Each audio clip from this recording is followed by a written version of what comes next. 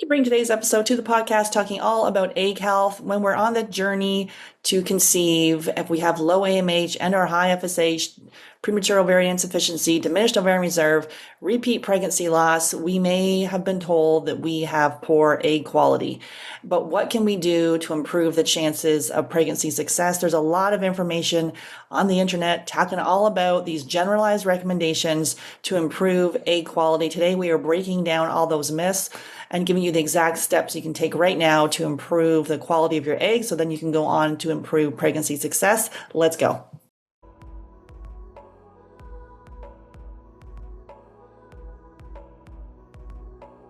Hey, Katie, excited to have you back on the podcast. Oh, great to be here. Thanks. Awesome. Today we're talking all about egg quality. So this is something that I think people get very focused on, and there's a lot of blogs and podcasts and tons of information about what you can do with your egg quality. Our whole take on this is we're going to be giving you some recommendations today, but it's super important to take a personalized, customized approach to this because you can do all those generalized recommendations on the internet, follow blogs and podcasts, but they may not be right for you. So you need to really dig deeper. But the biggest takeaway from this is there's things you can do to improve the quality of your eggs and your egg health. And that's super empowering. So let's talk about, okay, so first of all, what is egg quality?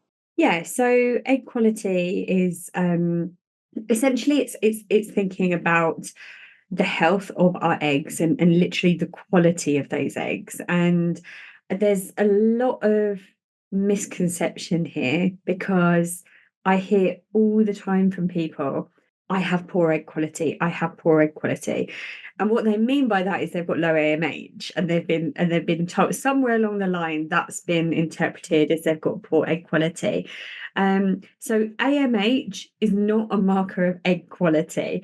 And those two things are very different. You know, we will talk about AMH today, but that's one of the misconceptions that I often hear. So, you know, when we're thinking about egg health, the two, I guess, fundamental things that we're considering are the quality and the quantity, because we do have a finite number of eggs, and so the quantity is important, of course. But the thing that declines with age, as we'll go on to talk about today, is the quality. So we don't tend to completely run out of eggs before our fertility goes downhill. And the reason our fertility goes downhill before we've completely run out of eggs is because, or it has the capacity to go downhill, is because the quality of those eggs that starts to diminish. Or that's one of the things that happens anyway. So it's really in focusing on the egg quality. You know, there's nothing we can do to increase the quantity, right? That's written in the stars, and that's we have the number of eggs we have, and that's that. But we can focus on the quantity, and we know that it only takes one egg, right? Just like with IVF clinics, they often talk about, well, you only need one sperm, so we'll just choose the best one. It's the same with an egg. We don't get the choice of choosing the best egg. So what we can do is then actually work on the egg health. So to come back to your question about what actually is equality, then really it's thinking about the eggs, because the egg is the one half of the magic formula that actually goes on to create the baby. And so it's the thing that carries the genes that need to be transcribed into an embryo, into a fetus. And so it's got the chromosomes in it, right? So it's the thing that holds the genetic coding that will create that baby.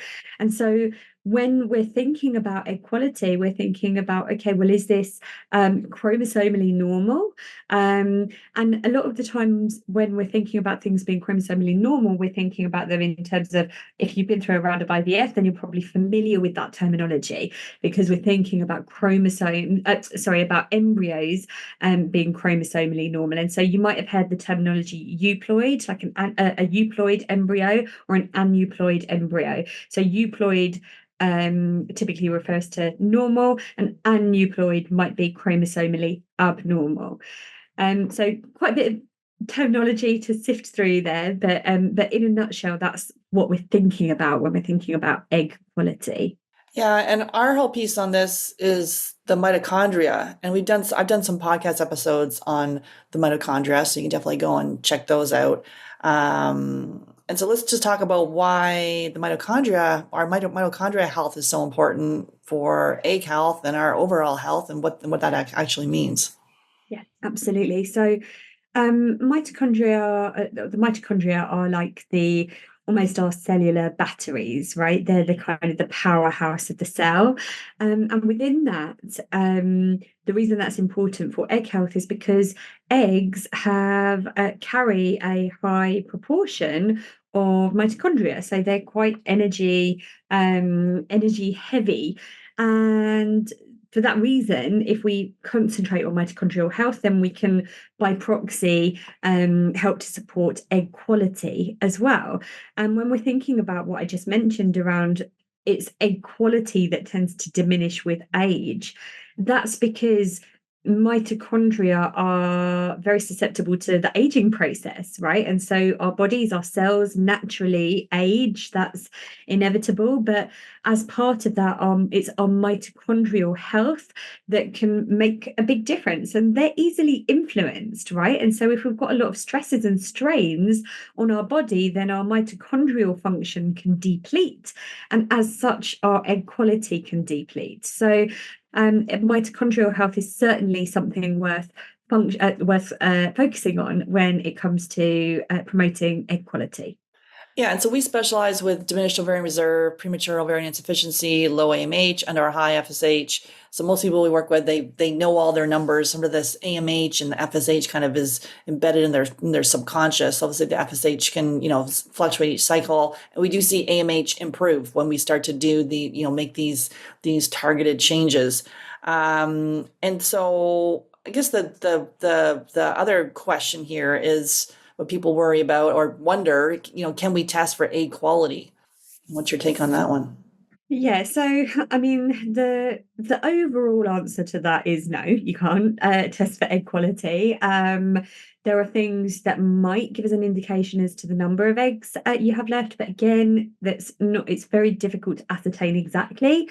I think really the only true way to ascertain whether egg quality could be an issue is if you've had a round of IVF and there's been issues with the embryos, right? But again, we still don't know whether that might be an egg quality issue or a sperm issue. So in short, there's no real way of testing egg quality. But we do know that if you have had rounds of IVF that have not worked, if you've had early miscarriages, if you have infertility generally, then chances are egg quality is something that we actually really do want to focus on. Exactly. So we see many people with DOR or diminished ovarian reserve or premature ovarian insufficiency, and also they're dealing with repeat pregnancy loss. We've done some episodes on pregnancy loss recently, so definitely check those out. But and then keep going back and back to IVF and being told canceled cycles or they're a poor responder or having these losses, and all of that is just obviously emotional heartache emotionally, as well as hard on the body as well to keep pushing it. Mhm. So let's talk about some factors that we need to measure here that we typically already have measured. So FSH, what are we seeing there? Yeah, so as you say, so lots of people will be well acquainted with some of their numbers, and if you do have a diminished ovarian reserve or POI type picture, then you'll probably have those FSH figures and AMH just locked into your head. But just to dig into that a little bit, the FSH, so FSH is follicle stimulating hormone. And typically speaking, this begins to rise in the first half or the first part in our follicular phase of the menstrual cycle. So it's the follicular phase and it's follicle stimulating hormone. And the reason for that is it's our brain, so it's the pituitary gland in the brain, just telling our ovaries to start maturing and start maturing a follicle that will become the dominant follicle that cycle, right? And so it's just basically communication between the brain and the ovaries. That's all it is. I know we can think it's the be all and end all, but it is just communication, and it signals the ovaries. So it's telling the ovaries, as I say, that it's time to allow an egg to mature and to be released as in the ovulatory cycle. And so if our egg quality decreases, so if our egg quality is compromised, then one thing that can happen is that those eggs, those follicles, can become a little bit more resistant to the follicle stimulating hormone, and it means that the FSH, the follicle stimulating hormone, can get higher and higher. To try and keep up and keep that messaging up, right? And so sometimes having a high FSH could be linked to the quality of our eggs. And so it just, if you do have that high FSH picture, it's not the be all and end all. It just means, and fertile clients see this all the time, their FSH going dramatically downhill. Yes, because we're working on egg health, but also because we're resensitizing that messaging between the brain and the ovaries. Exactly. But people with FSH in 60s, 70s, 80s and coming down below 10 and getting pregnant. So there's things we can do. And what about the estradiol? Yeah, so estradiol, which is E2, it's a form of estrogen, and this is the estrogen that's produced mostly in the ovaries. And so it's almost the ovaries' way to be communicating back with the brain, right? And so it aligns with FSH in that it rises in that first half of the menstrual cycle. And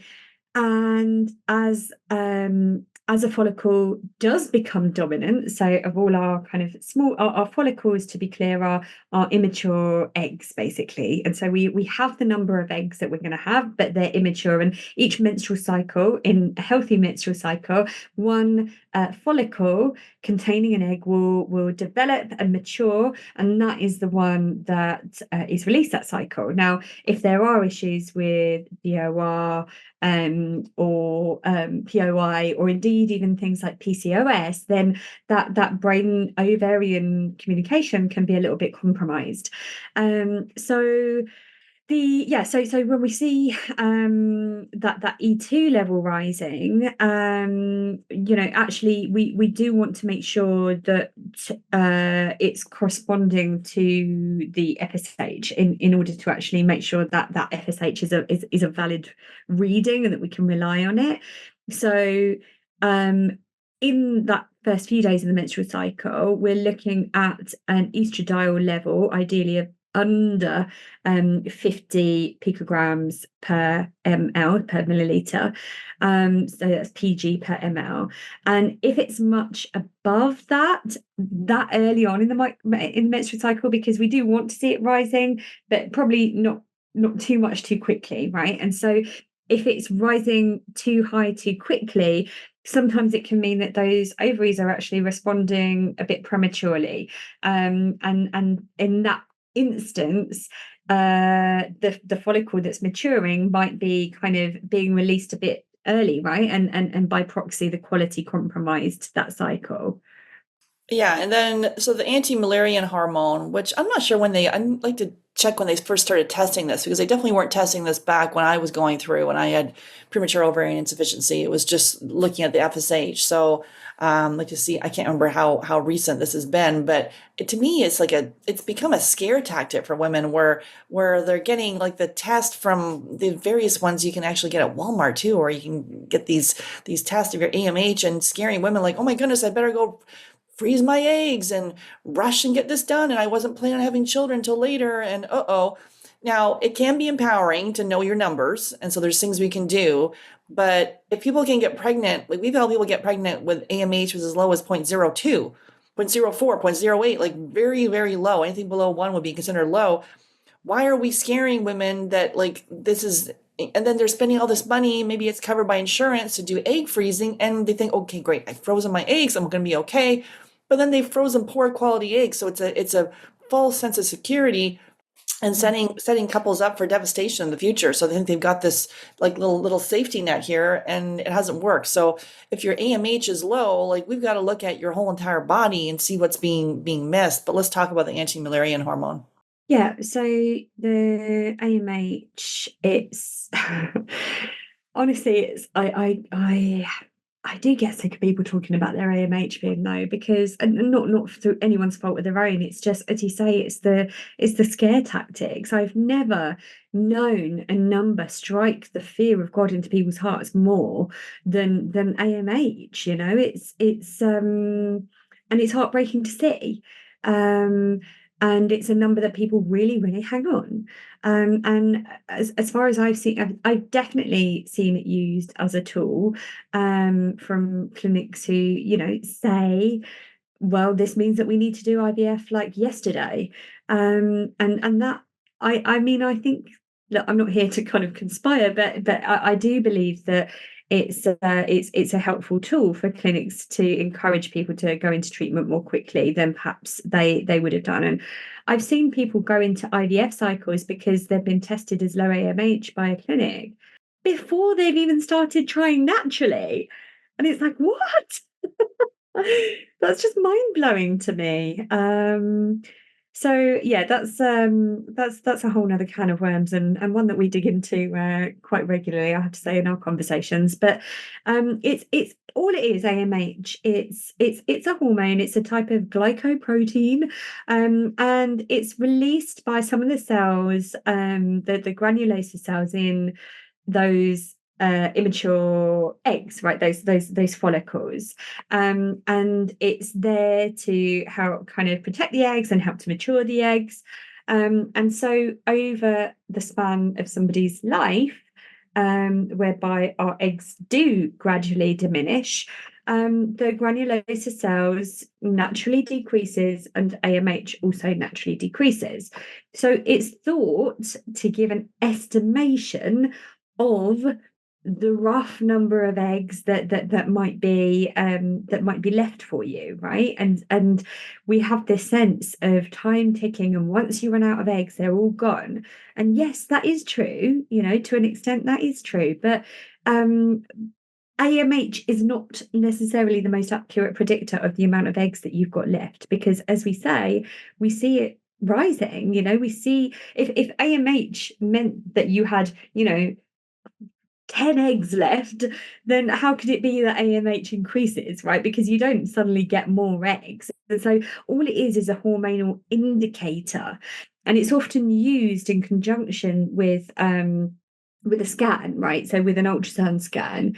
And people would be familiar or might be familiar with the term AFC or antral follicle count. And so the two, it often used together, AMH and antral follicle count, to get a sense of how many follicles we can actually see developing in a scan as well, and what the ovaries are actually doing at different points in the menstrual cycle.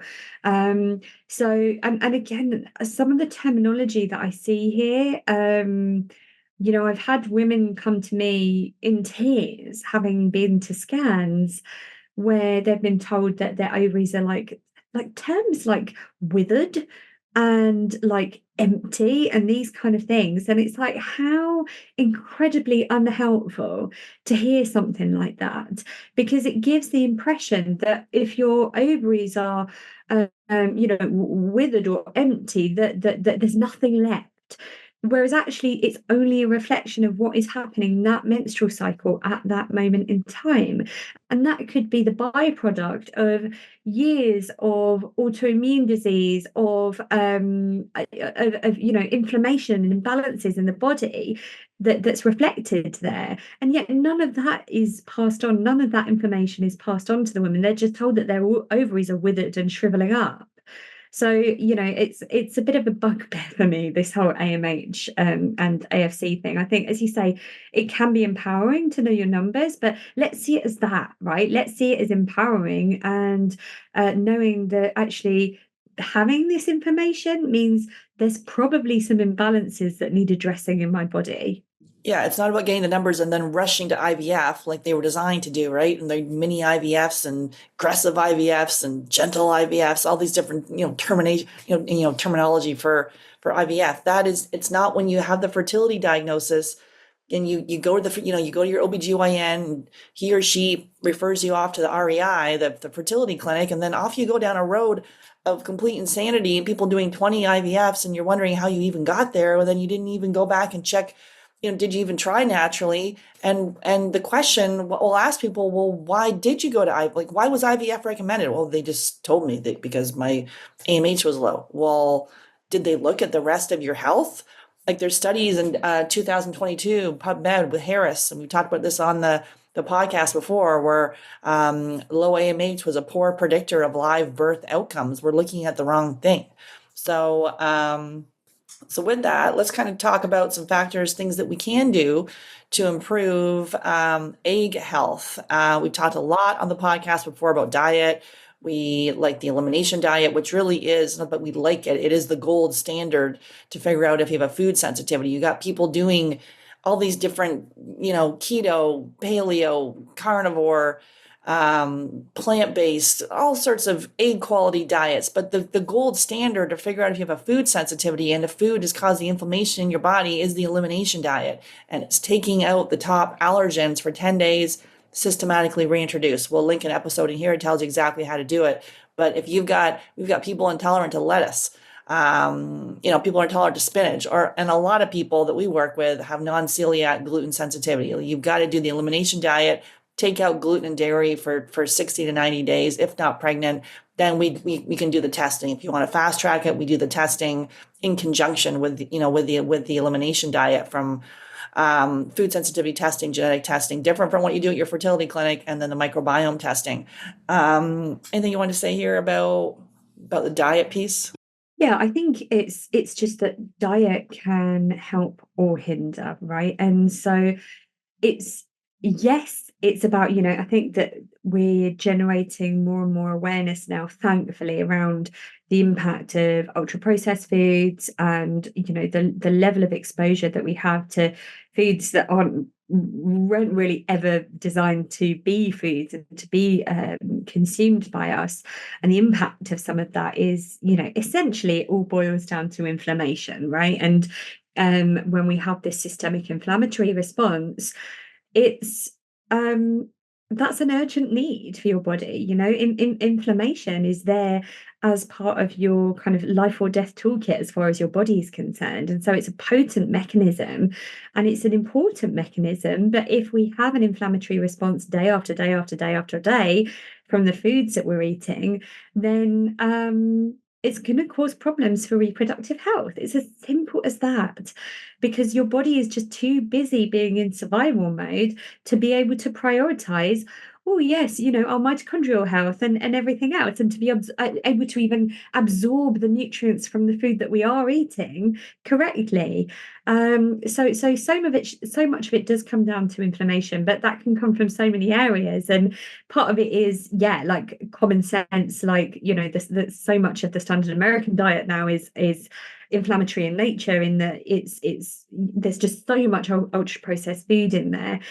So eating real food is really important, but equally, as you say, Sarah, it's some foods you could be eating a really healthy diet, but actually if you're having an immune reaction to those foods because maybe your gut health isn't on point, maybe your immune system is just compromised, maybe you've got autoimmunity, then sometimes we can be thinking that we are eating the healthy diet, and again, we've seen clients where you look at their diet and it's exemplary, it's an amazing diet, and yet they're still struggling, and a lot of the times when we have body symptoms like fatigue, lethargy, poor focus and concentration, and energy, fluctuations throughout the day, and sleeplessness, and all of those symptoms, they're all signs, right? We need to listen to our body, and they're all signs that something might be wrong.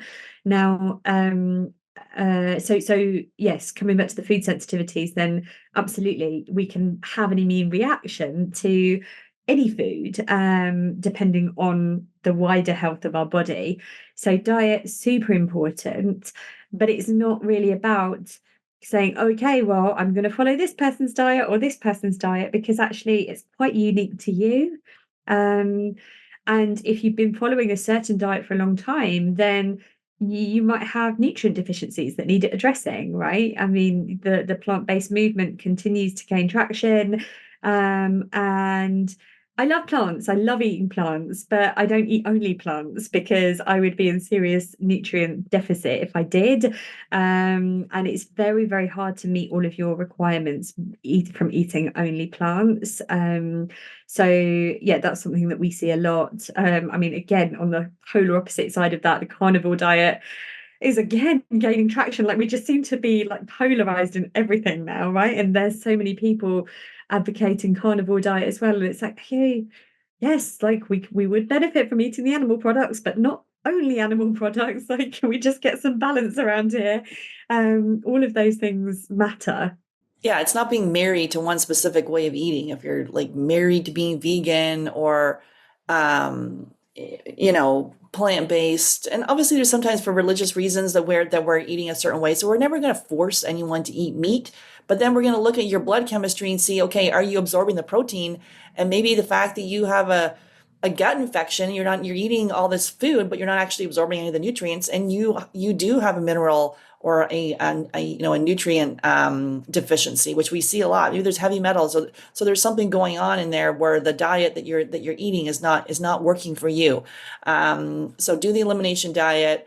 Do that for 10 days with your partner, systematically reintroduce the foods. The podcast will tell you how to do that. We'll link it in the notes here. We want you to eat the rainbow foods, colors, different colors, more protein and fat. Like, don't be starting the day with like a muffin. Start the day with more like protein and fat, so your body's not on a roller coaster with the blood sugar side of things. And so many people tell me, I'll be like, well, how, oh, I've got diminished ovarian reserve, low AMH or high FSH. I've been trying for 2 years. How's your health? Health's pretty good. Feel fine. My health is fine. So even though you may be functioning and your health is fine, is it optimal? Like, it's not that your numbers are off and then everything you've been told everything is normal. That is not the case. This is a lazy diagnosis, especially for unexplained too. You got unexplained infertility. That is a lazy diagnosis. People are not digging deeper. And so we need to really be our own advocate and be empowered with our numbers and dig deeper to see what's being missed. And so a completely healthy person struggling, with their reproductive health, something has been missed. And that's why we love the functional nutrition, functional medicine approach, because you get your numbers, you get the data, and then you can make, targeted action changes. Blood sugar. Okay, we've Kay and I have done a podcast, a deep dive with blood sugar, but you could people with blood sugar issues, we see this a lot of a theme with repeat miscarriage, diminished ovarian reserve, premature ovarian insufficiency. You've got irregular or absent periods, ovulation disorders, and ovulation. All of this can impact your egg health, egg quality, and so insulin resistance and making sure your glucose is in the right range. So just briefly on blood sugar, because we have a whole hour podcast. We go into the deep dive on that one, but let's just give a quick overview on it. Yeah, it's just in a nutshell is that blood, when we're thinking about that, coming back to that inflammatory response again, and overarching imbalances in the body that can impact reproductive health. Blood sugar is one of the key parts of the equation, and so really, and I know that it might seem alien to some people hearing this, but or they might think that they have no issues with blood sugar, but actually, if you're eating a diet that is based largely around carbohydrates, and especially refined carbohydrates, which a lot of Western diets are, if you're having, as you say, like a muffin or a croissant or toast or cereal for breakfast, and then a sandwich for lunch, it's so routine, isn't it? And then pizza or pasta for dinner or rice. They can all contribute to your blood sugars just doing this all day, right, on a roller coaster.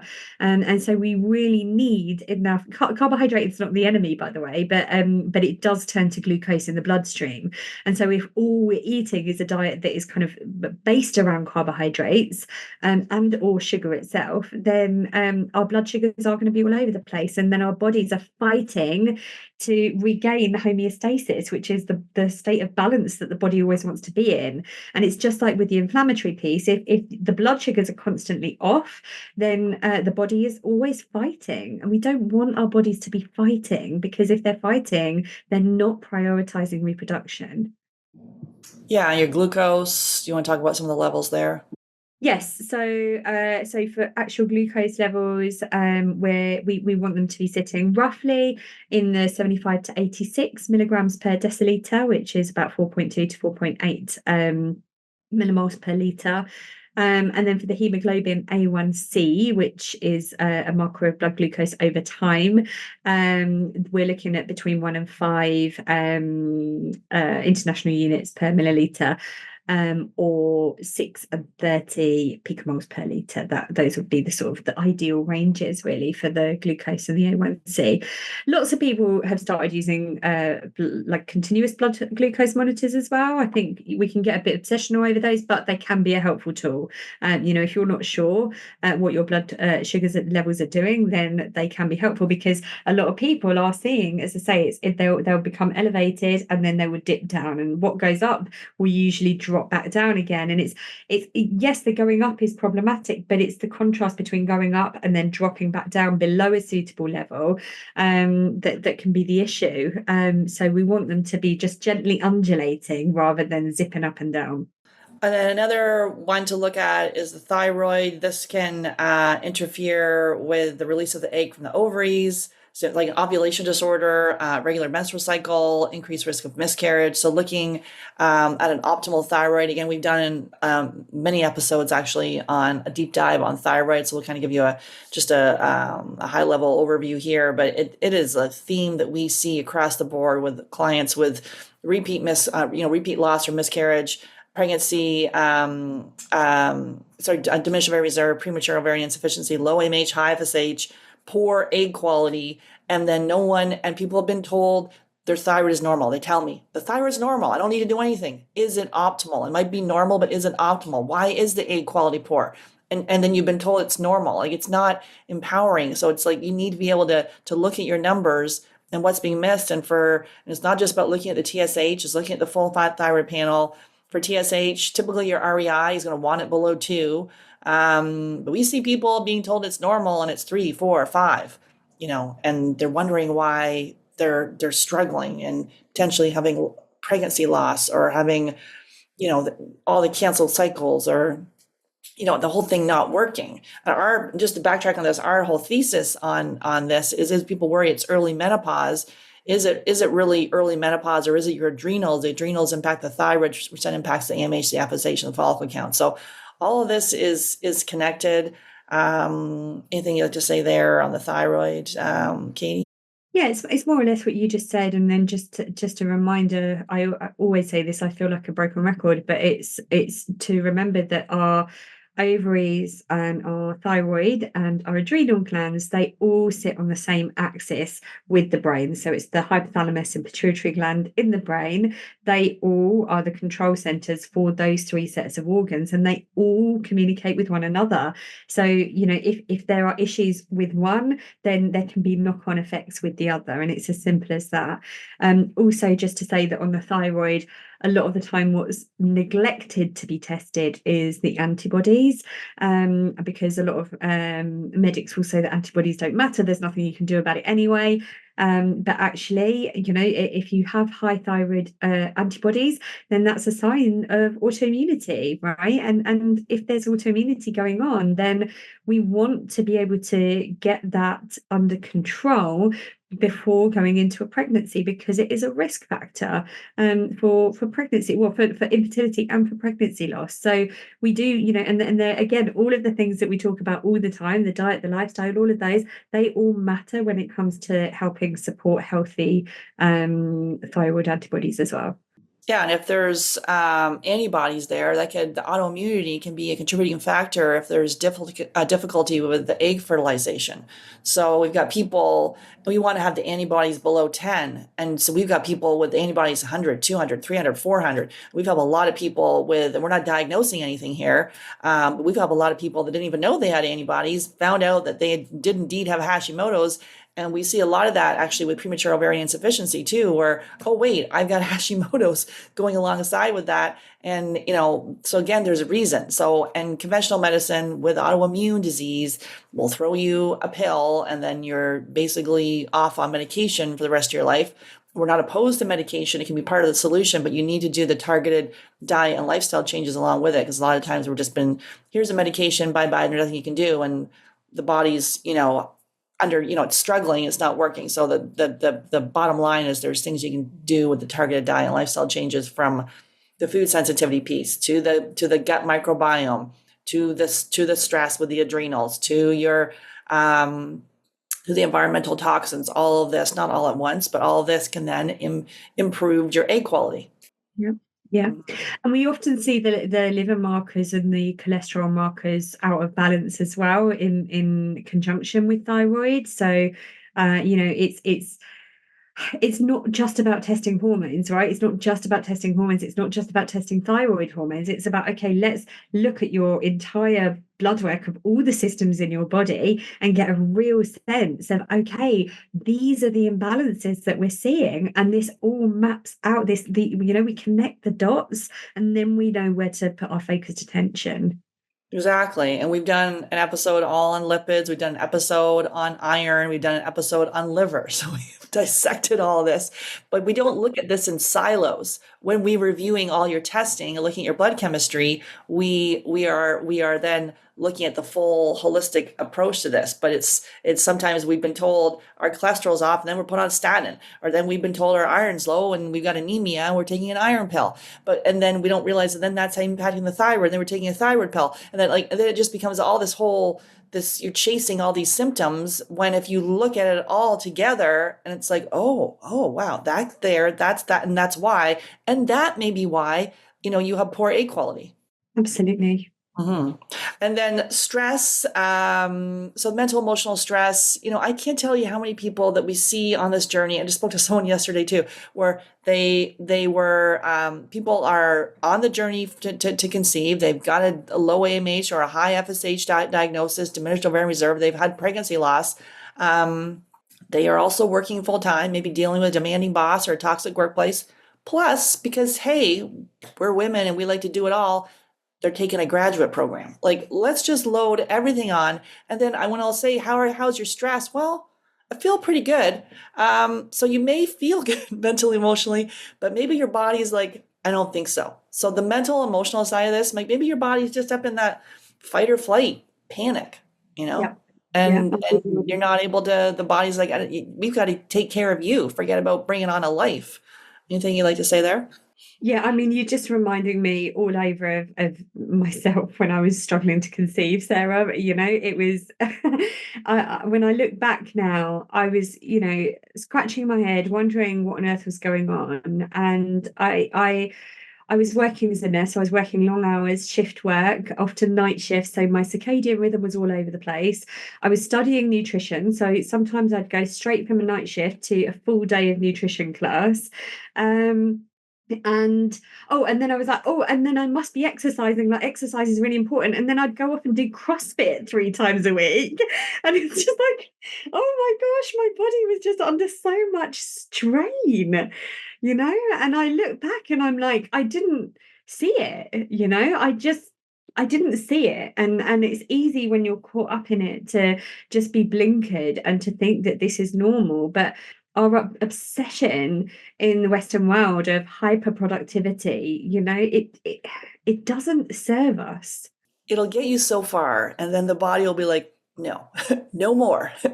And so either you stop it right now and be like, how do we set some boundaries? It's not about you sitting on the couch and not doing anything, because typically, you probably have a lot of ambition and energy and want to get things done. But how do we do this in a mindful way and that it's not out of alignment? Because things will start to, whatever your first sign is that you're cracking. For me, it's the road rage, or I'm like, going on my husband. I'm like, he and I get along perfectly, but sometimes I'll be like, oh my God, I don't like your breathing, or like whatever it is. Right. And so whatever the thing that is out of alignment for you, and you're like, oh, I can't take this.